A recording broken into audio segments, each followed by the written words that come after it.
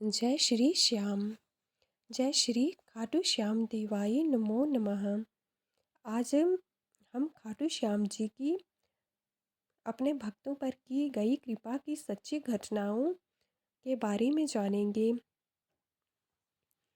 इनमें पहली सच्ची कृपा की घटना है विकास के जीवन की। इनका पूरा नाम है विकास अग्रवाल और ये झारखंड के रहने वाले हैं। झारखंड में बखारो नामक एक स्थान है, वहाँ पर इनका निवास स्थल है। यह कहते हैं कि पिछले 20 सालों से ये खाटू श्याम जी से जुड़े हुए हैं। इन्होंने इतने लंबे समय में इनसे जो कुछ भी मांगा है इन्हें सब कुछ मिला है। यूं कहें कि बिन मांगे ही श्याम ने इनकी हर बार झोली भरी हुई है।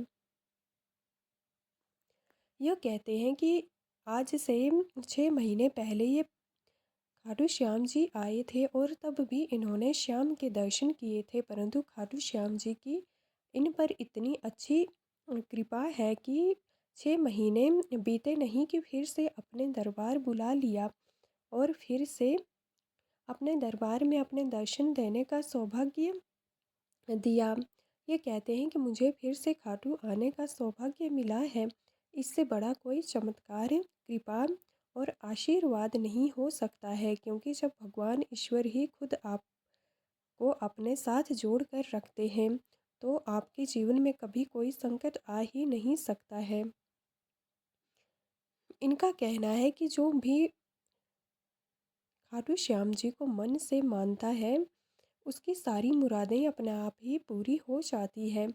जो कोई मन से नहीं मानते हैं तो उन्हें अपनी इच्छाओं की पूर्ति करवाने में मुश्किलों का सामना करना पड़ता है।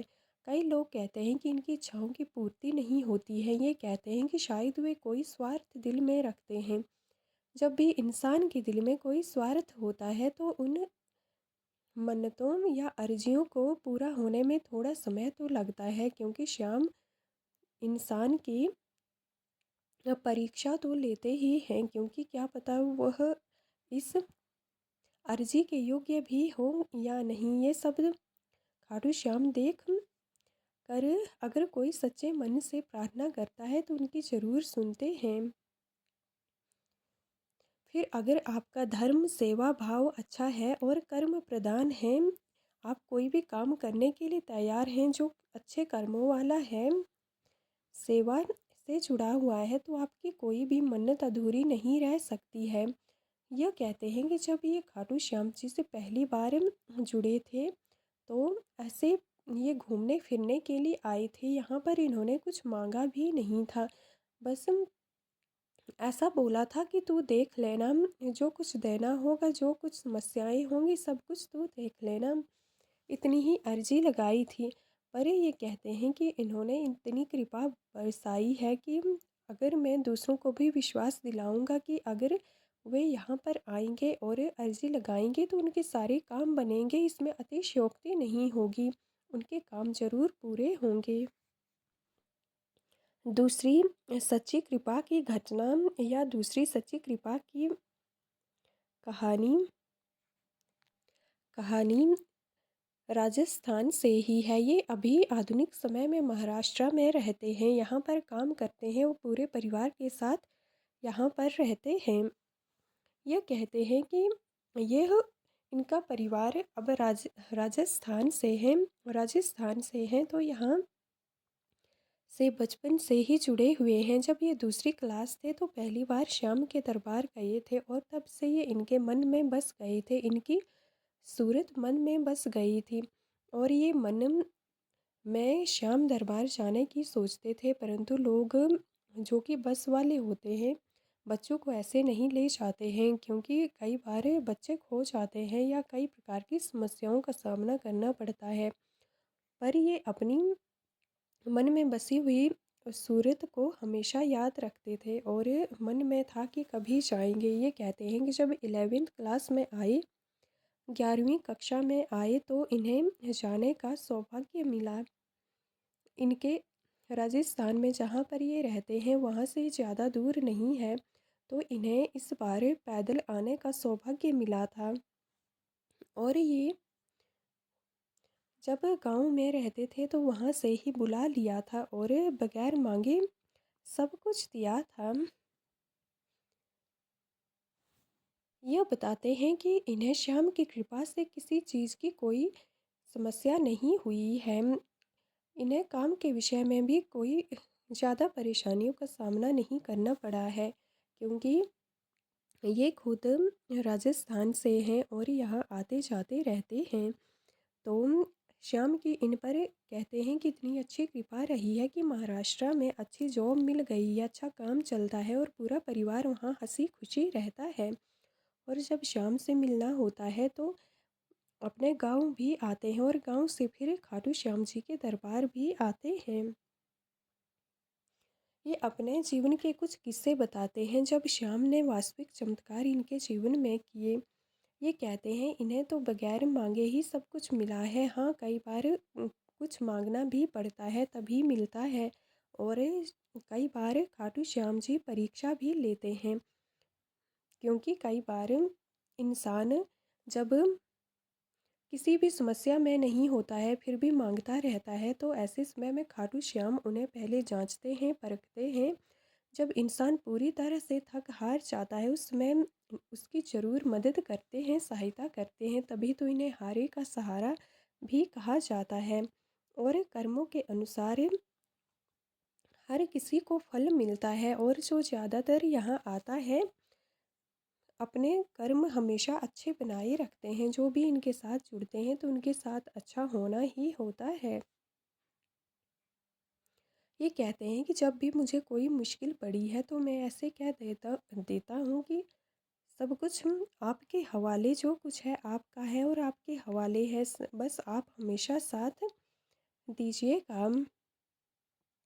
यह कहते हैं कि मैं मुझे तो ज़्यादातर बिना मांगे ही मिला है, परंतु कई ऐसे चमत्कार भी हुए हैं जब इन्होंने दूसरों के लिए मांगा और वह भी पूरा हुआ है।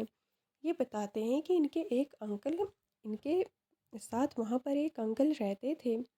काफ़ी लंबे समय से इनसे इन इनको जानते थे, तो ये देखते हैं कि उनके घर में 4 लड़कियां हैं परंतु उनका कोई बेटा नहीं है, जिससे वे थोड़ा परेशान रहते हैं, क्योंकि अभी बड़ी होकर बेटियां क्या पता सभी ससुराल चली जाएं। इन अंकल को वहीं चिंता सताती थी कि हमारी चारों बेटियां ससुराल चली जाएंगी और फिर हम अकेले रह जाएंगे, बातें करने के लिए भी कोई नहीं होगा।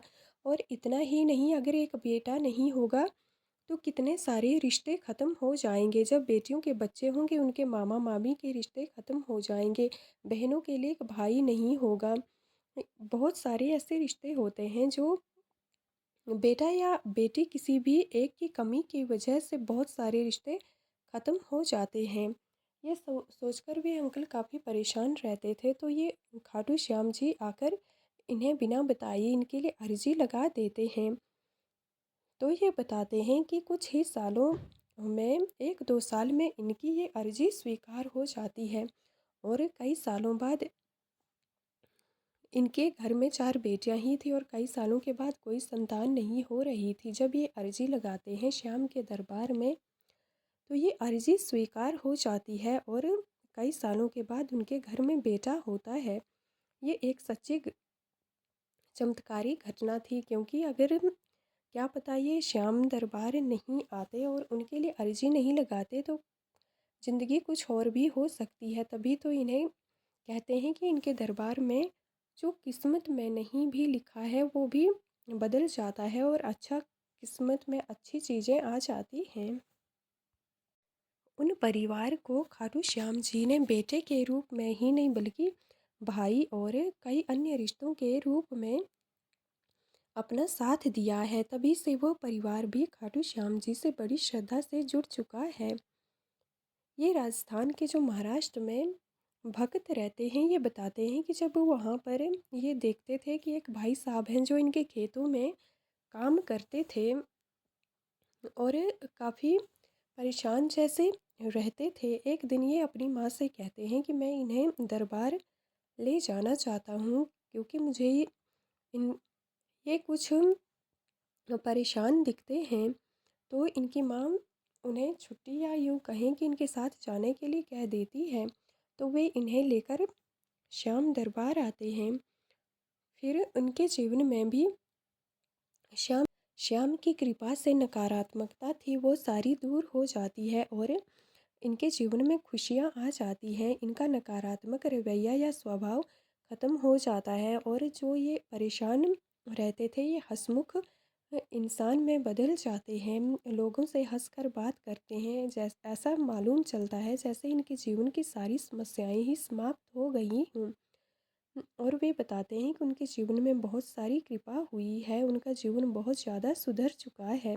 उसके पश्चात वो सारा परिवार श्याम दरबार आता है और इनके न सिर्फ दर्शन करता है बल्कि यहाँ घूमते हैं फिरते हैं। यहाँ पर आने के उन्होंने भी अब नियम बना लिए हैं। यह थी राजस्थान के एक खाटू श्याम भक्त की कहानी जो वर्तमान समय में महाराष्ट्र में रहते हैं। इन्होंने जो अपने लिए मांगा वो तो पूरा ही हुआ, परंतु दो ऐसे लोगों के लिए मांगा जिनको बेटा नहीं था, उन्हें श्याम ने बेटा भी दिया और जो काफ़ी परेशान रहते थे उनके जीवन में दोबारा से खुशियाँ लौट आई। एक कहानी जयपुर से है।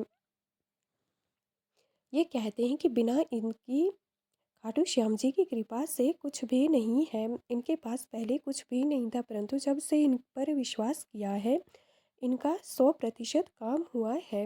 ये कहते हैं कि विश्वास करिए, 100% ये देते हैं, सब कुछ दे देते हैं। आपकी जो भी मुराद होती है वो पूरी होती है। 10 साल में इनका क्या क्या नहीं बदला है ये बता नहीं सकते हैं। पहले जैसा जीवन था आज टोटली उससे डिफरेंट है। इनका जीवन पूरी तरह से बदल चुका है। यह कहते हैं कि रिश्तेदारों में, समाज में, पड़ोस में जहाँ भी ये रहते हैं पहले जो आदर सत्कार था वो इतना नहीं था, परंतु जब से श्याम से जुड़े हैं इनकी कृपा बरसी है। आदर सत्कार और लोगों का व्यवहार सब कुछ बदल बदल चुका है। अवस्था भी पूरी तरह से बदल चुकी है। सारी इनकी कृपा है, क्योंकि तभी तो कहते हैं जब इनकी कृपा होती है तो दुश्मन दूर भाग जाते हैं और चारों तरफ शुभ शुभ घटनाएं ही घटित होने लगती हैं। बस विश्वास अडिग होना चाहिए और जहाँ सौदेबाजी होती है वहाँ पर श्याम नहीं होते हैं। इनका कहना है कि सौदेबाजी नहीं करनी चाहिए, कि यहाँ आकर कह रहे हैं कि अगर आप ये सब देंगे तो हम ये सब करेंगे, तो ऐसा नहीं होना चाहिए। बस विश्वास होना चाहिए कि हमारे पास कुछ नहीं है, हम आपको कुछ नहीं दे सकते हैं। हाँ, आपकी कृपा रही तो आप जो चाहोगे वो सब होगा। इस प्रकार शुभ अरदास लगा सकते हैं, ये इनका कहना है। एक भक्त बरदौली से हैं। ये कहते हैं कि 19-20 सालों से ये खाटू श्याम जी से जुड़े हैं। उन्हीं की वजह से ये आज जिंदा हैं। ये कहते हैं कि इनके कुछ दुश्मन थे जो इन्हें मारने की कोशिश कर रहे थे, पर खाटू श्याम जी की कृपा थी तो इन्हें कुछ नहीं हुआ। उसके पश्चात भी कई बार इन्हें एहसास होता है कि कोई इन्हें नुकसान पहुंचाने की कोशिश करने वाला है, पर श्याम की इतनी अच्छी कृपा है, ये कहते हैं कि इन्हें पहले से ही यह एहसास हो जाता है कि कोई इन्हें नुकसान पहुंचाने वाला है और ये पहले से ही सतर्क हो जाते हैं, जिसकी वजह से इनके जान माल को कोई नुकसान नहीं होता है। ये कहते हैं कि इनके जीवन में एक चमत्कार भी हुआ है, क्योंकि इनका जो बेटा है उसकी शादी नहीं हो पा रही थी। कहीं ना कहीं से बातें बिगड़ ही जाती थी, बिगड़ रही थी। तो ऐसे समय में ये श्याम दरबार में आते हैं, अर्जी लगाते हैं और ये अर्जी बहुत ही जल्दी स्वीकार भी होती है। इन्हीं की कृपा से इनके बेटे की शादी होती है और आज वे अपने जीवन और परिवार में सुख शांति से रह रहे हैं। एक बार ये भक्त कहते हैं कि इन्होंने श्याम से बोला कि मुझे आपके एक बार दर्शन करने हैं, मुझे दर्शन दो। तो ये क्या कहते हैं कि इनके घर में तुरंत पैसा आ जाता है। जिन रिश्तेदारों को या जहाँ काम किया था उन्हें पैसा देना था तो ये तुरंत पैसा दे देते हैं और तीसरे चौथे दिन ही इन्हें बुलावा आ जाता है और श्याम के दरबार आते हैं, इनके दर्शन करते हैं। दीपक कुमार ग्वालियर से हैं। ये कहते हैं कि श्याम की इन पर बहुत अच्छी कृपा है और जो मांगा है सब मिला है और इस बार ये अपने दोस्त की लव मैरिज करवाने के लिए श्याम दरबार में अर्जी लगाए हैं। श्याम करें इनकी अर्जी स्वीकार हो और इन्हें कोई अच्छी सी प्यारी सी लड़की मिल जाए। ये कहते हैं कि जब से खाटू श्याम जी से जुड़े हैं जीवन में बहुत बदलाव आए हैं और जो भी इच्छा की है मन में वे सब पूरी हुई हैं। जय